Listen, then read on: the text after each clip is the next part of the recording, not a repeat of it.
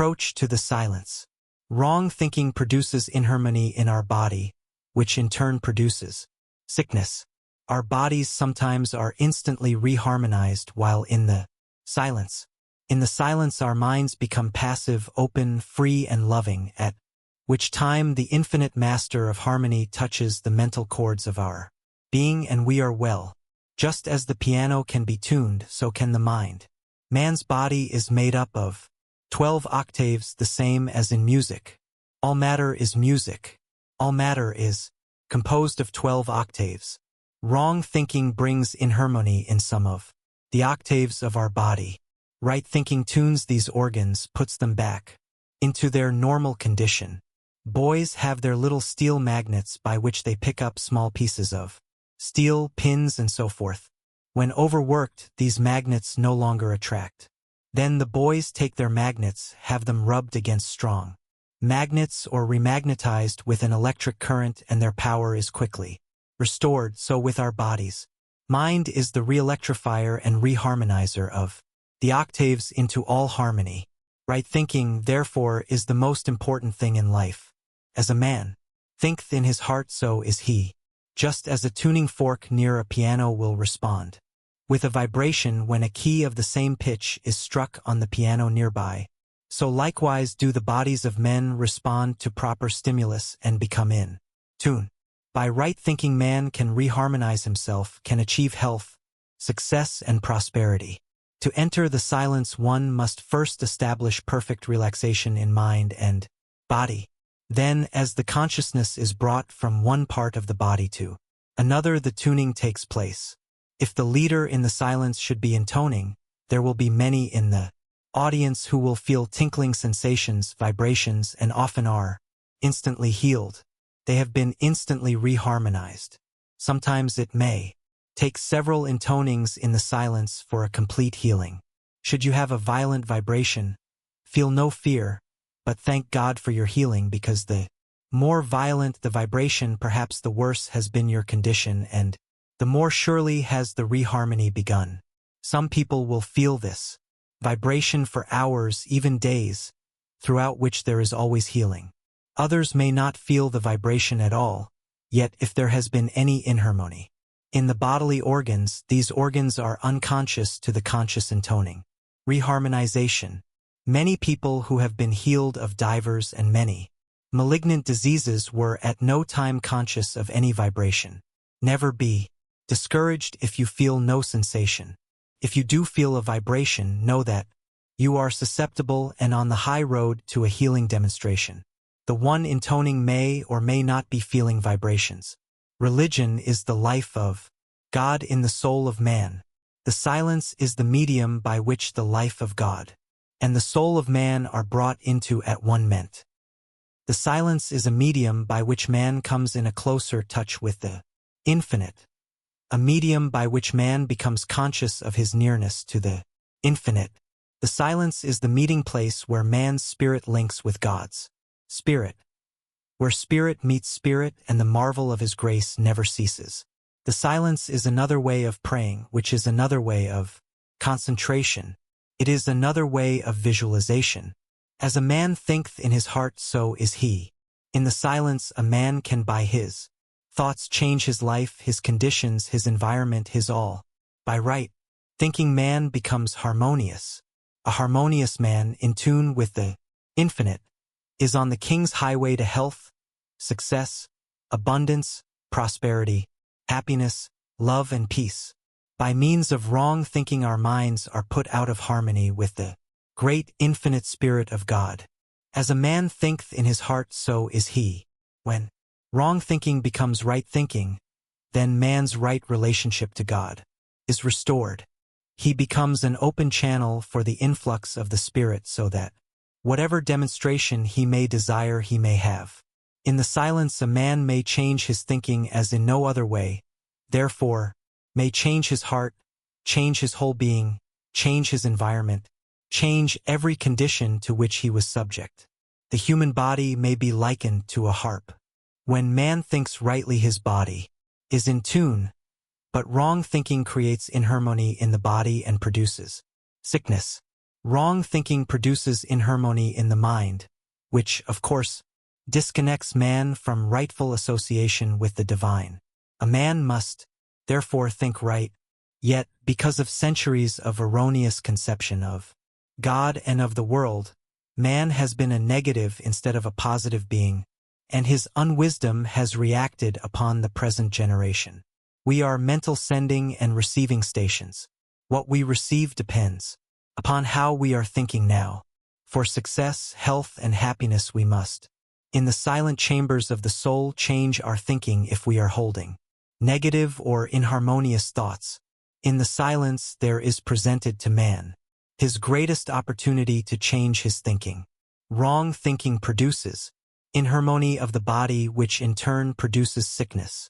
If we change to right thinking, we have health, success, and happiness. Therefore, the silence, when properly used, reharmonizes our bodies and minds through the simple agency of right thinking. There are steps of approach to the silence. Stillness is one thing and the silence is another. One may quiet himself physically and not be still, and he may be still without entering the silence. When one becomes physically and mentally at rest, he is apt to become receptive to psychic influences. And when these are not desired, it is advisable to protect oneself while mentally negative. One may affirm his oneness with God, his being surrounded and protected by the divine goodness, and may symbolize this by enveloping himself in thought with the white light of love or the mellowed tints of sunshine, with the senses calmed and unresponsive to the slower vibrations, but responsive to the quicker ones.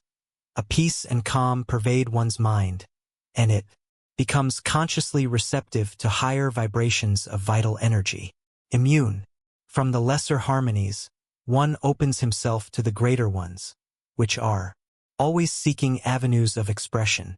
With the greater influx of the one life, a sense of power steals over one and he becomes conscious of increased vigor and vitality. In relinquishing specific thoughts, one opens inwardly rather than outwardly and becomes receptive to subconscious impressions that are directed by his conscious affirmation of fundamental truth. The subconscious responds by returning to the conscious the logical sequences of the truths that have been consciously impressed upon it. The subconscious follows the lead given to it by the conscious affirmations of truth, and it brings back the consciousness of those truths in their various ramifications. Health silence. Select one or more of the affirmations or formulas below to hold in thought. While in the silence, you may change or vary these as you choose. Soul is health, spirit is health, God is health, I am health. Since there is but one mind, there is but one mentality. This mind and mentality is God. God is health. I am health. I am whole, perfect, strong, powerful, loving, harmonious and happy, and what I am myself I desire for everyone else. I am filled with the abundant, intelligent, ever-present life of spirit. It flows through me freely, cleansing, healing, purifying and vitalizing every part. Am one with this life, and in it I am every whit whole.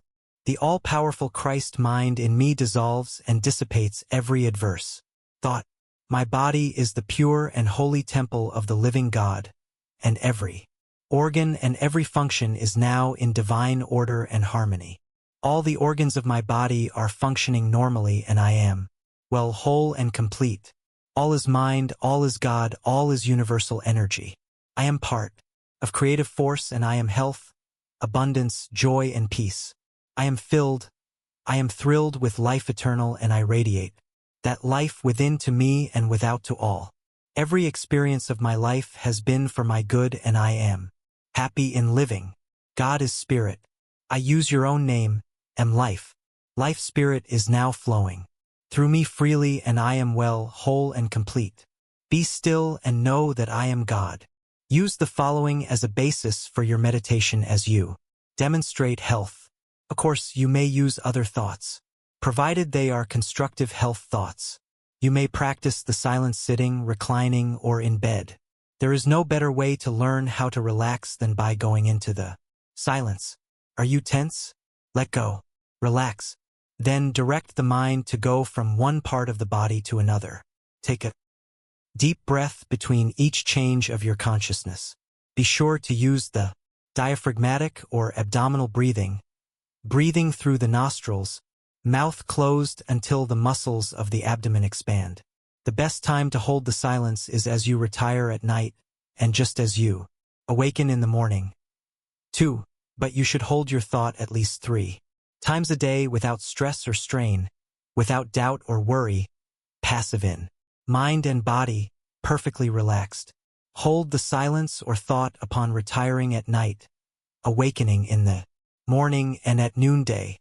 Of course, you may take any other time that is convenient. You may concentrate on the roadway, streetcar, home, or office, but it is well, if possible, to have one room for your silence. Most people in that way will build up stronger vibrations. At noon now there are, all over the world, thousands of others holding silence, so that there is a great combined mental force working together at one time for success, health, prosperity, and happiness, and we therefore get the benefit of this great vibration. The more often you hold the silence without stress or strain, as a rule, the quicker may be the demonstration. The real part of me is spirit, not matter. I believe that this body of mine is a tabernacle for the spirit. The real I am within me is therefore spirit. The real me is spirit. The spirit is the God Spirit. This is what Jesus meant when in the 14th chapter of John and again in the 17th chapter of the same gospel, speaking to his disciples, he referred to I in you, you in me, and we in God. My spirit is a part of the God Spirit. God is health, God is perfection, God is abundance, God is harmonious. Therefore, the real I am is God. The real I am is health, perfection, abundance, and harmony. When I am sick, I know that it is the material of me that is sick, not the God Spirit. It is my physical being which is out of harmony. It is this tabernacle of which Paul speaks, housing my spirit, which gives me pain and suffering. The real me is not sick. It is my body. For centuries we have held to a wrong idea of life. We have thought that life is material. But life is spiritual. It is the invisible within me which is eternal, which is God. Many still believe that life is material and matter instead of mind and spirit. I no longer hold that conception. I believe that all is mind and spirit. Just here is where the healing methods of drugs and the scientists' explanation of life is so limited. Not until we recognize that life is really a thing of spirit, not matter but mind, not material but spiritual, do we come into an understanding of truth. Jesus said, God is spirit, and on different occasions told his disciples that this spirit was within them as well as within himself. Therefore, this same spirit is within me, and this same spirit is the God Spirit of health, abundance, happiness, harmony, and perfection. God is all health, all abundance, all harmony, peace, and perfection. Therefore, the God Spirit within me is the same. I am sick in body, not in mind, not in spirit. Inasmuch as I cannot conceive of God being sick, neither can I conceive of my spirit being sick. My spirit is health, perfection, and harmony. My body may not be well, but since mind is all, since this material is subject to the spiritual, since matter is subject to mind, I believe and affirm that my health does not depend upon matter but upon the God Spirit within me. It depends not upon the material but the spiritual, upon the God mind within. Just as wood, when made into a violin and properly tuned, will give forth harmony, so my body, though made in the material, when properly tuned by mind, will give forth harmonious living, perfect health. As the tree standing in the forest may be made into the violin music box of harmony, so my body, the material in the forest of matter, may be put in tune, become harmonious, and be raised to perfection by the master musician, God, his mind within me. God is all health. No one could conceive of God as being sick. I can visualize only the eternal spirit of the infinite Father, perfection existing in everything, and I being a child in spirit, am well, whole and complete in spirit. My real I am is well. Science now asserts that matter is composed of 12 octaves, just as in music. My body is the composite of these 12 octaves. Science also says that every cell atom, every electron in my body is intelligent. This spirit of mine is housed in the tabernacle of the body, which is composed of millions and millions of cells, all of which having intelligence respond in my body according to the way I think. Every word I entertain, every thought I hold influences every one of the millions of cells making up this tabernacle. My body is made whole and complete physically. That is, all the cells of my body are made over new every 11 months. The body I have today is not the body I had 11 months ago. I get a new body every 11 months. And my body is today what my thinking was yesterday, the day before that, and the months before that. My body in the future depends upon my thinking in the future. I am what I think I am. When I affirm that I am well, whole and complete, that I am perfect, harmonious and strong, I am suggesting to every atom in my body perfection, and every atom in turn begins to make my body over new in health and an in perfection. I may or I may not have to wait for the element of time to make over every cell. That may be done spontaneously and instantly. There is no limitation to the power of God, so I shall not set a time limit for my healing, knowing that all things are possible with the Father. I affirm that now I have that which I desire. I know that now the spirit of divine health is surging through me, touching and reaching every atom of my body, and that now the God Spirit within me is perfect, and that Spirit makes my body perfect. Man is a spiritual being. Man expresses himself mentally and manifests himself physically. The one life animates all that exists. Harmony of existence depends upon the polarities of the three aspects of life. The mind is at ease when open to the inflow of the Spirit. It is discordant when it follows sensory impressions. The body is healthy when responsive to the direction of the spiritualized mind. It becomes diseased when it accepts the physical as its guide. One achieves mental ease and physical health through his mental polarity. If open to the physical and closed to the spiritual, discord will prevail. If open to the spiritual and closed to the physical, he lives the one life in mental ease and physical health. I open my mind to the inflow of the Spirit. I place my body under the control of my spiritualized mind. I feel the one life animate my mind and my body. I am a spiritual being. I am perfect health, thought to hold in the silence for abundance. The universal abundant Spirit supplies all my needs. There is no want or limitation in the law. If perchance there should appear to be lack of or need of abundance in our lives, it is because of wrong thinking, not because there is a lack of abundance. Therefore, we should enter the silence with the profound faith and conviction that the world is filled with plenty, and that all our needs are most bountifully supplied.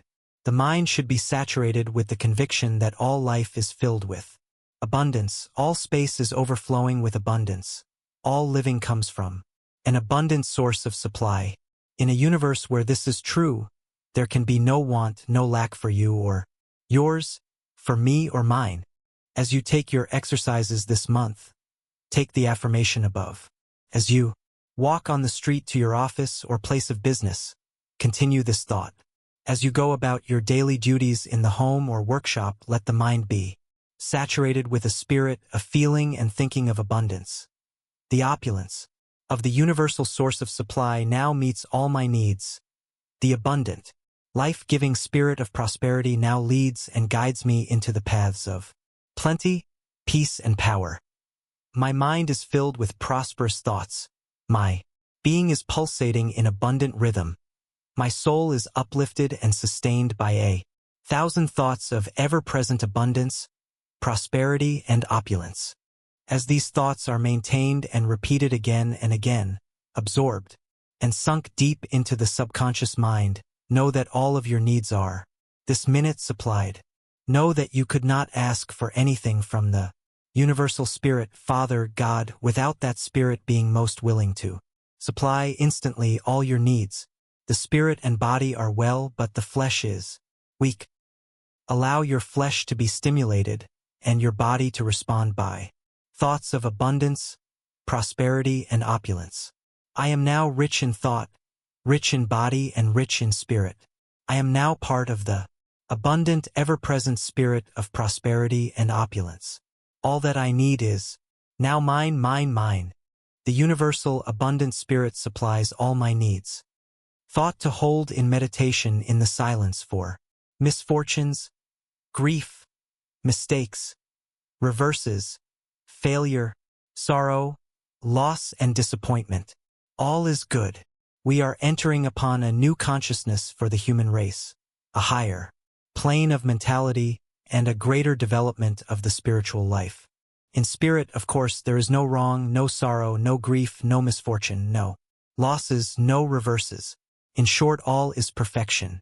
The age in which we are living has not yet developed this spiritual understanding. We are still of the earth, earthly, and we are still in that consciousness where the physical is affected by seeming misfortunes, reverses, sorrows, griefs, trouble, sickness, etc.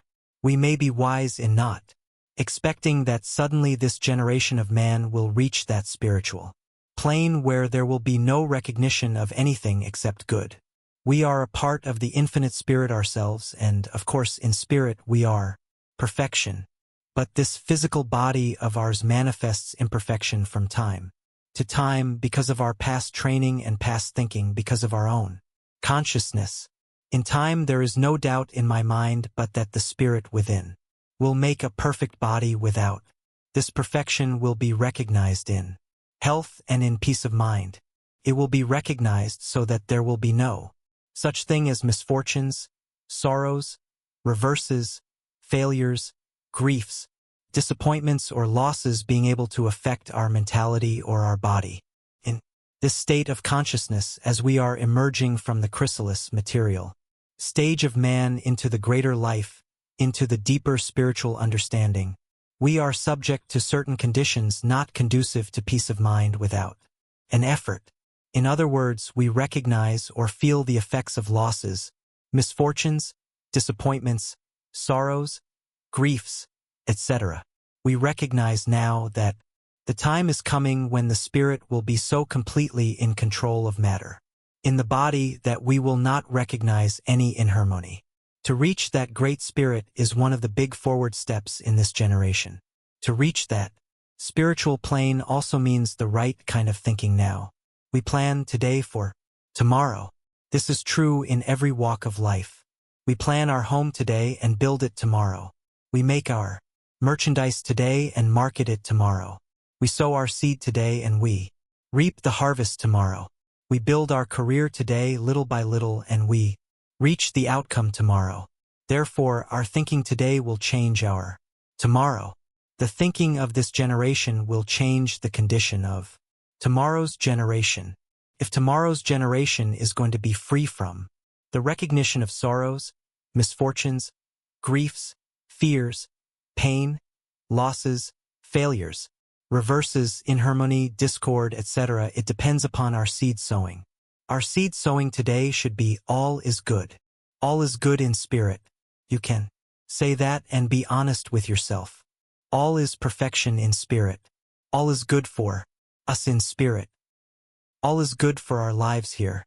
Spirit transcends matter. When we recognize, affirm, and continue to hold the constructive thought that all is good in spirit, we are changing our own mental attitude, our own bodies, all matter in general, getting ready for the greater realization of the spiritual manifestation in the next generation. Therefore, for your own good here today in success, prosperity, and happiness, as well as in health, peace, and harmony, begin to pronounce over everything in life, all is good. If you have any misunderstandings, all is good. If you have any losses, all is good. Any reverses, all is good. Any sorrow, all is good. Any inharmony, all is good. In everything at all that is out of perfection, you must recognize only the good. All is good. Sending your thought energy by repeating all is good, and thinking all is good, and living all is good, you will actually, in this day, overcome your difficulty, and turn all of your mistakes, blunders, and misfortunes into stepping stones for your own success, health, and happiness. I enter the silence this month, this day, this hour, and this minute. My mind is obsessed and under control of the divine spirit. I recognize here and now only good. I see in my fellow men only perfection and good. I see in nature, all around me, only perfection and good. I see in every transaction of life only the perfect good. I see in every activity of my experience, and in every form, color, and thought, good. All is good for me now, today, and forever. God is spirit. Spirit is love. Love is perfection. God's spirit is harmonious. I am perfect. I am love, perfection, and harmonious. All is good. For harmony, peace, comfort, base your thought for this silence upon the following. You may add any constructive thought you choose. My subconscious mind, I desire and command you to have peace, harmony, and justice reign in the hearts of men everywhere. I realize that there can be no negative thinking for my destruction, downfall, or harm sent out by anyone else that can reach my consciousness or do me ill, unless I am afraid that such negative thinking will produce the evil effects others are planning. I know that thought is energy. This is scientifically demonstrated, and I realize that a constructive thought has much more energy than a destructive thought. I know because it has been conclusively proven that constructive thinking will blast away every negative thought current sent out by one person or by 1,000. Therefore, if there should be any inharmonious thoughts anywhere in the world, any discordant thought current by those who seek my downfall or block my progress, or by those who would endeavor to hurt my reputation, I know that by holding a harmonious attitude of peace, love, joy, and success for everyone, including those who would do me wrong, that such constructive thought currents will blast away all of the discordant and inharmonious mental currents of evil so that they will not even reach my conscious mind. I also realize when I hold my silent thought, my subconscious mind, I desire and command you to have peace and harmony and justice reign, that I am sending out the energy of construction which is bound to turn all of the efforts for my embarrassment and destruction into a higher current for my greater achievement. Therefore, I send out blessings and thanksgiving to the very ones who would work my downfall. I charge my subconscious mind to let peace, harmony, and justice reign so that all things will work together for the good, for me and for those who are thinking evil. If I should think it hard to send out blessings to my enemies, I remember the affirmation of the greatest teacher of all ages who said, "Forgive until 70 times 7. I remember that when he himself was reviled not in turn. I remember that when his merciless enemies had nailed him to the cross, had apparently crushed his fondest ambition, had scorned and reviled the kingdom of which he had spoken, and had tortured him as he hung on the cross, he uttered the immortal, lovable, constructive words, which have rung throughout the centuries, and will continue to bless all mankind throughout eternity. Father, forgive them, for they know not what they do." So those who would try to block my way, curb my progress, or put thorns in my crown are doing so, not knowing what they are doing. Whatsoever a man soweth, that shall he also reap. Instead of hurting me, they are sowing weed seeds, which shall bring forth a harvest of weeds and tares in their own lives and not in mine. I therefore do not wish them harm, nor think that they should feel the reaction. I do not have to concern myself about the negative people in the world, for the law takes care of them. I shall always think constructive thoughts, harmonious thoughts, and loving thoughts. My subconscious mind, I desire and command you to have peace, harmony, and justice reign, and know that all things are now working together for the good of my would-be enemies and for myself. I relax, here pause and wait. Take time for meditation, here pause and rest. Relaxed, and I become happy in the silence, holding my thought of peace, harmony and justice reigning in the hearts of men everywhere, and, as I relax and wait, I feel my vibrations rise. I am resting at ease in faith. Pause. I am perfectly calm and contented. Pause. I am sending out love, peace, and harmonious thoughts, and, as they go, love, peace, and harmony will come to me. These are now returning. They enter my being and uplift my soul. I am, therefore, sending out a strong current of spiritual blessings with such a spirit of helpfulness that I am getting back the same which I send out. My harvest shall be peace, love, joy, harmony, justice, and contentment, because I am sowing the seed of love, peace, harmony, joy, contentment, and justice into the great subconscious soil of the universe. My subconscious mind, I desire and command you to have peace, harmony, and justice reign everywhere throughout the world. I wait. I rest. I am relaxed. I am at ease and filled with the spirit of harmony. I wait. I listen for the spirit within. I feel and hear the voice of infinite love sending back into my consciousness these thoughts which I send out.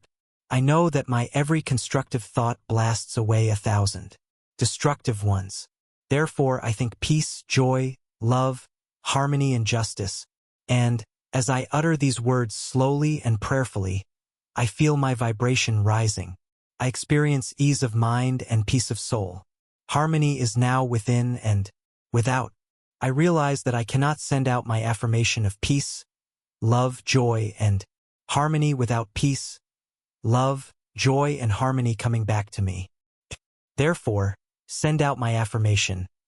My subconscious mind, I desire and command you to have peace, harmony, and justice reign in the hearts of men, wherever they may be. I wait and listen, perfectly relaxed and at ease, and I feel the vibrations which I sent out coming back to me. I, therefore, know that no harm can befall my dwelling place. I know that whatever evil thoughts have been sent out for my destruction have been counterblasted, and that now everything is working for my good. As I recognize and realize that all things work together for my good, I am sending out love thoughts that all things are working together for the good of those who would do me wrong. They know not what they do. They alone will have to reap the harvest of the weeds they are sowing. My wish for them is that they may learn their lesson easily and early. My blessings I send out to them. Again I wait. Again I listen. Again I am at ease, happy, and at rest. Love and blessings, peace and harmony, I send out. Love and blessings, peace and harmony, come back. My subconscious mind, I desire and command you to have peace, harmony, and justice reign. My blessings upon all mankind. My love to everyone. Thought to hold as a basis for this silence for success. I have faith and conviction in my ultimate success. I believe the scripture, my ways are not your ways, saith the Lord, neither are my thoughts your thoughts, for as the heavens are higher than the earth, so are my thoughts higher than your thoughts. I understand by this scripture that the thoughts of the infinite God are far above the understanding of finite me, that God's ways are higher than my ways. God moves in a mysterious way his wonders to perform. I also have faith and conviction in my ultimate success because I am a part of the infinite spirit, and in the infinite spirit, there can be no failure.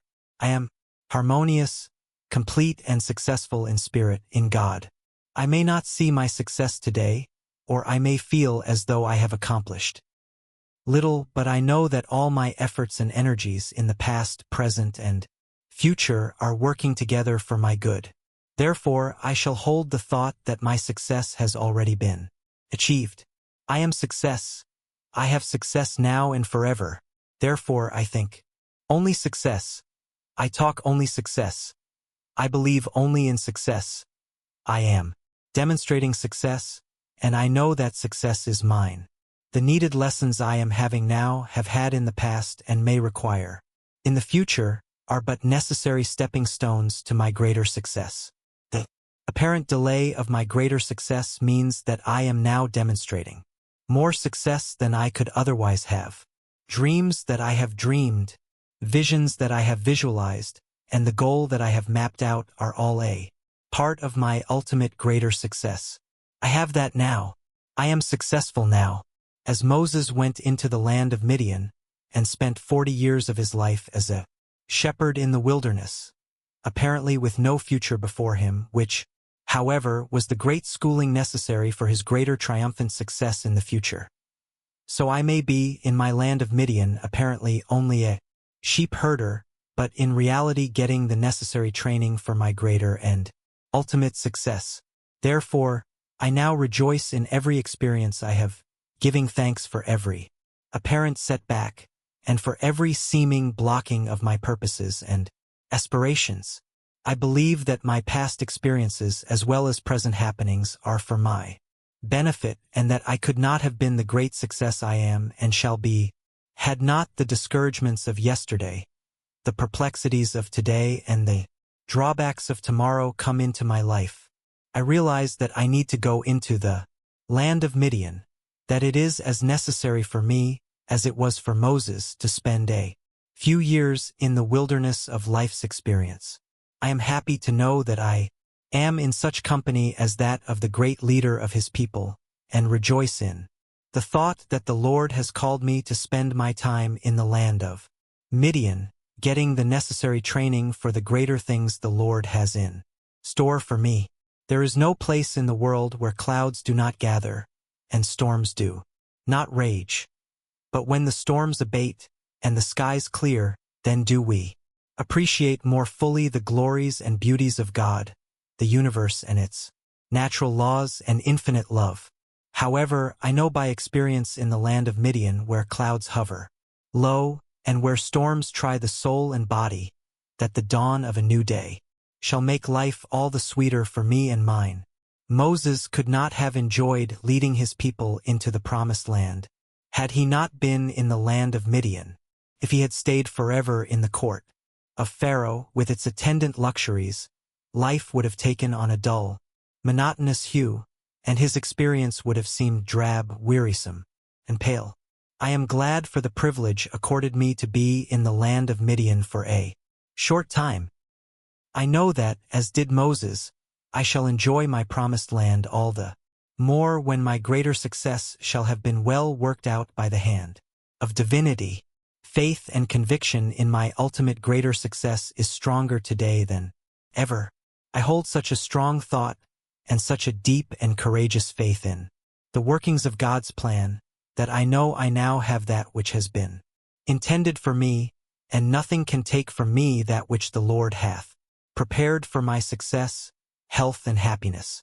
I know, too, that I shall learn daily to enjoy, appreciate, and make better use of the success I now possess, that I shall unfold day by day into greater opportunities for more influence, power, friendship, charity, love, comradeship, and service. I know that my present success is but a part of the greater success which the Lord has waiting for me just around the corner. Therefore, I shall offer up prayers of thanksgiving and gratitude. I shall work harder, being more particular in the preparation for my greater work than I have been in the past, never doubting but that every moment spent in this greater preparation will bring added interests and a greater success in the future, even as Moses did not doubt the wisdom of the Lord for a greater future. When in the land of Midian for 40 years, so shall I not doubt his ways. Today, I claim with a joyful heart and an attitude of thanksgiving that my life could not have been as great in the future had I been denied my present experience. I know that greater things are in store for me, because God's thoughts are greater than my thoughts, because he is giving me that training now in my land of Midian which I most need. I trust the guiding Spirit of infinite love to lead me, at the right time, into my life's promised land. The success today in my land of Midian is attracting unto me the greater influence and power in my court of Pharaoh, and in my leadership as I lead others into that promised land which the Lord has prepared for me and mine. I smile, I sing, I rejoice and offer thanksgiving and gratitude for my success now and forever. Surely I believe more and more. My thoughts are not your thoughts, neither are my ways your ways, saith the Lord. And all things are now working together for my good. Therefore I have faith and conviction in my ultimate success, in my greater success, in my greatest success, abundance. There is abundance in the world for me given by the bountiful hand of omnipotence. I gratefully claim and accept all the supply for my needs. The old idea of Orthodox prayer was that of supplication and begging. I have spent a whole night at a time begging for a few pennies and supplicating for the salvation of others. What waste of energy! Each time that we send up such a weak supplication as the attitude of a beggar with the timid, frightful thoughts that only a beggar's mind can have, this condition of mind circuits the power to bring into our lives the very things we most desire. When the beggar extends his hand for a copper, he knows that not everyone who passes is going to give him a coin. He therefore solicits more or less mechanically with a mind not positive or sure. His hand is extended in timidity and weakness. Now and then he gets a coin from a sympathetic passerby. The same principle holds true for the man who prays in the old Orthodox fashion. He utters his petitions with doubts and misgivings, with timidity and wonderings. Some of his prayers are answered just as the occasional coin is cast to the beggar. But most of the Orthodox prayers sent up in the fashion of begging and supplicating are never answered. Of necessity they cannot be, because the concentration is filled with fear and trembling. Only by positive and courageous thinking do we attract to ourselves the answers to our prayers. When we are permeated with the spirit of doubt, our petitions are cross-circuited. Therefore, in making your affirmation this time, rest assured that the abundant spirit of the universal supply has everything you need, and has it. Now, you have only to put your mind in a condition to receive. You do not have to beg the sun for its rays, nor God for his love. It is there, for the taking. Many of us keep the sunshine of abundance out of our lives by pulling down the curtain of doubt. Just as we may go into a room, pull down a shade and keep out the sun. James Russell Lowell, 75 years ago, told us the same story in The Vision of Sir Launfal, when he said, that heaven is given away and God may be had for the asking. By gratefully accepting all of the supply for your needs, you are running up the shade of positive faith and letting the sunlight of abundance in. Send out the desire for your supply to the universal mind and then rest, feeling that it has been acquired. Of course, the stronger you concentrate, without stress and strain, as outlined in Practical Psychology and Sex Life, by the author under the chapter How to Get What You Want, and chapters on concentration. And the more positive and courageous your concentration, the stronger will be your mental thought currents and, consequently, the quicker your demonstration. Omnipotence has provided for me and mine. I raise the shade of my faith and let in the sunlight of abundance. I know I do not have to beg for this, for it is mine now. When first I saw the light of day, the bountiful Spirit of the Father made all preparations for my life's necessities and pleasures. They have been in the world since I was born. I now claim and accept my supply. From now on the Spirit goes before me, making easy and prosperous all my ways, and I have abundance for every need. From the bountiful hand of omnipotence I have abundant health, I have abundant love, I have abundant prosperity, I have abundant peace. My Father careth for the grass of the field and the birds of the air, and he careth for me. I realize it, think it and live it now. Abundance for all my needs is mine, now and forever. Health, success, prosperity, universal peace and brotherhood. God made from one blood all the nations of the world. As I enter the silence this time, expecting to get health, success, prosperity, and happiness, I am going to have my mind filled with the spirit of divine unity. Unity among the nations of the world, unity in abundance, unity in love, unity in prosperity, unity in health, and unity in spirit. There can be no separation in spirit. All is mind, all is God, all is universal. Energy. I am part of the creative force. I am a part and parcel of the unity of love, nature, and God. Therefore, where God is, I recognize a completeness. And I, being a part of God, a part of the Spirit, a part of the power with Him, am therefore at one with God and all thought. I am therefore at one with God and all spirit. Nothing can separate me from the love of God but my own mental attitude. Nothing can separate me from abundance, happiness, success, prosperity, and love but my own wrong thinking. Love is dealt in the world in the Spirit of God and, therefore, recognizing this unity of love, I am a part of it and have perfect love, success, prosperity, abundance, and health. The ocean is composed of water. If I take a bucket of water from the ocean, it still is the water of the ocean. I may take this water to an island in the sea. Though I have separated this water from the main body of the ocean, it still is the water from the sea. But, as the water is separated from the main body of the ocean, it loses its power, its strength, and many of its cardinal properties. I am the same as the seawater when I, by wrong thinking, whether it be jealousy, envy, hatred, misunderstanding, worry, or fear, separate myself from the Spirit of God. I am as one going upon an island of humanity. I am still of that same Spirit, but it has been separated so that within me it has lost many of its cardinal virtues. These virtues are there, but I do not recognize them.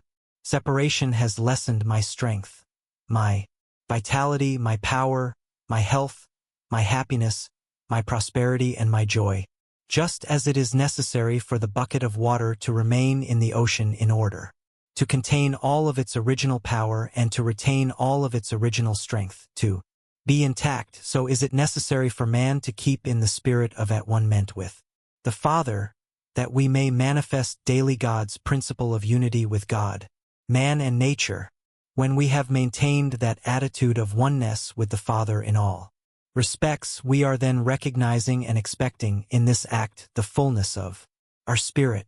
This fullness of our spirit will, therefore, give us health, prosperity, and happiness.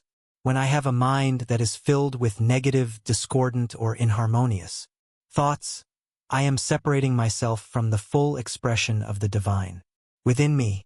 I am the bucket of water going stale on a human island.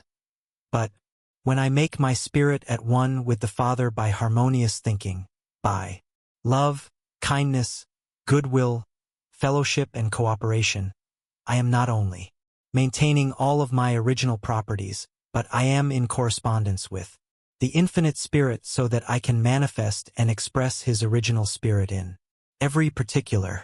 Where there is a unity of spirit, there is unity of all the good things of life. Perhaps I am not drawing from the bank of life's experience everything that I ought to have because I have separated myself from the spiritual board of directors in this bank of life and am not getting my dividends on time. My mental attitude is the cause. Therefore, as I enter the silence this time, I am going to maintain the faith and the love spirit of my unity with all things. Maintain, therefore, my at one ment with God, with man and nature. Maintain that all of the original strength of spirit is mine. I hold that the manifestations of this original spirit will produce everything in my life for my ultimate good, because I am at one with the Father. All things are mine. The silence, this day, finds me at one with all. The silence, this day, finds me at peace with God, man, and nature. The silence, this day, finds me in at one ment with God and all, in unity with every conceivable thing in the universe. Therefore, my unity, my at one ment with the Father, my wholeness of spirit, with God brings into my life everything for my good. All things work together for my good in my at one ment with man, God, and nature in my unity with all. How to have more. I am unselfish in action, being, and motive. The science of psychology as applied to everyday life is, strictly speaking, a new science. It is a matter of thousands of people in the world all of a sudden coming in contact with certain laws which make them successful, healthy and prosperous. It is quite natural because man is interested more in himself than in anyone else that, when he finds these laws may be applied to give him more abundance, the tendency may be to use these laws for selfish purposes. Nothing could be more unpsychological. The laws should be used for the individual but should not stop there. Each individual who is profiting by the operation of the laws or understanding of psychology ought not only to get everything himself that psychology can give him, but he should pass these on to others. He should tell others about it. He should cry it from the housetops and megaphone it from the street corners. He should not want to get everything himself, but wish the same that he has to everyone else. By doing this, the law will rebound, and instead of having less, he will have still more than he would have were he thinking about the laws for himself alone. The human race is made up of a whole lot of selfishness, and the man or the woman who hopes to get the most out of life and out of psychology must learn at the very beginning of his or her understanding of the laws. Then only will the best come to those who are absolutely unselfish. If there is any selfish motive or selfish desire in your heart, you may operate the law and get a certain amount of benefit, nay, you may even become rich by it and have great power, but it should not end there. Your riches are for the use of others as well as for yourselves, and the real psychologist, in getting his riches, will pass on to others that which he has. The real psychologist, in getting more power, will share it with others and will use it for the good of others, as well as for his own personal aggrandizement. Therefore hold the thought, I am unselfish in action, being, and motive. Many a person never will get the demonstrations he wants because the channel of abundance and prosperity, happiness and joy, is clogged up with his own selfish attitude. The selfish person who does operate the laws does so by overbalancing his selfishness with some other great virtue. But when he is extremely selfish, he may never have demonstrations as he wants. He may not have enough other virtues to outweigh his selfishness. He may live for years and know what the laws are and yet lack this one little thing, unselfishness in operating the laws for his own abundance, prosperity, or happiness. If you are not having the demonstrations you want, it is because there is a kink in the mind somewhere. The kink may be selfishness, or it may be pride, haughtiness, duplicity, dishonesty, hatred, envy, or jealousy. This time we are going to hold the thought, I am unselfish in action, being, and motive. And each time we go into the silence, this unselfish spirit shall be the guiding star of our thoughts. It will be the personal touch with the infinite spirit itself. The beginning of life's happiness, as well as the end thereof, is the spirit of unselfishness. I am unselfish in action, being, and motive. All things are in divine order. Divine harmony and peace actuate every thought and action of my being. I realize that all things are in divine order for me and mine. There can be no disturbance in the world without or the world within my being, but that is in perfect harmony with the infinite. The circumstances outside of my life are all for my good. My environment, where I am now, and the conditions in which I am living, I make harmonize for me by my attitude of mind. I think only peace, I breathe only love, I speak only harmony. My conditions and my environment, although outwardly inharmonious to my likes and tendencies, are changed by the alchemy of my thinking into a perfect symphony of happiness for me now. Divine harmony and peace actuate every thought and action of my being. This thought is energy, this thought is life, this thought is power. The energy, life, and power of this thought weaves all of my diversified life's experiences into a divine pattern of perfection for me. There can be no trouble, disappointments, sorrow, reverses, loss or discord, but that shall be changed for my good when I think spirit and live the affirmation of today, namely, divine harmony and peace actuate every thought and action of my being. All things are in divine order. The spirit of divinity prompts my thinking. The divine within me actuates my actions. The God powers within this minute are working all things together for my good. There can be no danger come nigh my dwelling, for my body is the temple of the living God. Therefore, the God spirit within me protects me from all harm, inspires me to high ideals, lifts me to heights of righteousness, and fills my soul with love. Love for my circumstances, love for my present conditions, love for my environment, love for everyone in the world, love for all of the creation of God. Therefore I have no enemies, for I love all. I recognize no misfortunes, for the love energy within turns all misfortunes and sorrows into stepping stones for my greater advancement and achievement. The God energy within transforms all inharmonious conditions without into a perfect harmony within. The kingdom of God now reigns within me, and I am at ease, at peace, and at one ment with all nature and God. The harmony, therefore, within me in nature and in God gives me perfect peace within and perfect peace without. Divine thought and energy, love and blessing actuate every action of my being. Where divine love reigns, there can be no trouble, no discord, no inharmony, no lack, no limitation, no sorrow, no grief, no sickness, no failure. The energy of divine love transforms all things into my good.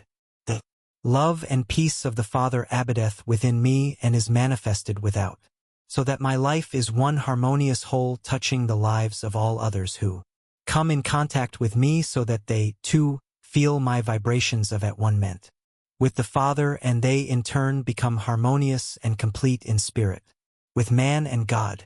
Divine harmony and peace actuate every thought and action of my being. All things are in divine order. Thought to hold in silence and to meditate upon during the day for justice.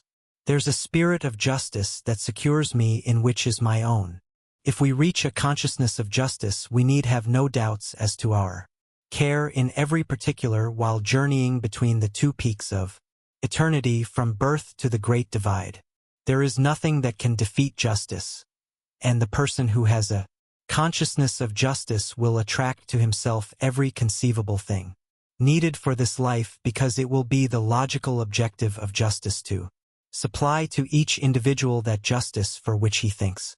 That is the reason why this affirmation is so complete in itself. Namely, there is a spirit of justice that secures me in which is my own, and this security is provided already for us by the spirit of justice. It would be a psychological paradox to think that justice could be defeated. That could not be.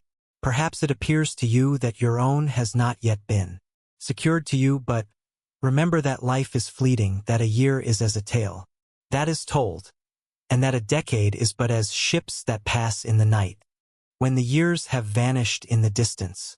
If you have lived a life of justice, and it appears now that your own is not coming to you, that someone else is having more of the good things of life than you, and that someone seems to have used the art of the man of injustice, be not deceived. God is not mocked. For whatsoever a man soweth, that shall he also reap. If you have sowed equity and justice in the days that are gone, be sure that the same equity and justice will be secured to you.